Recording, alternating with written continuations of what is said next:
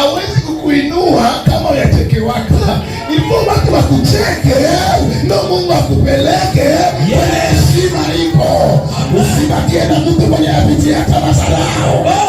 Usibakie mmoja aliyewahi kudharauliwa. Ipo baada kufukuze. Kosa ya kukula. Mpaka Bwana anasandike, huyu bibi amenipenda. Unalala kumuraba, sikushara kumuraba na mwanao. Basha kutolea manguo nje, vitanda nje, mtoto mwenye nyumba yangu. Bwana tukana bwanako mbele ya macho yako. Jehova. Kisha ukabakia naye. Kanisa, haleluya. Amen.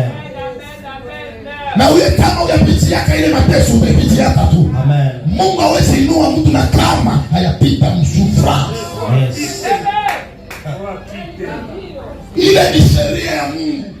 Dada uko pale, unaangalia kweli. Chunga olewe. Apremwa. Pia ile mama alikuwa anakuambia dunia itakufundisha. Ndio itakufundisha wana tafuta uchungu.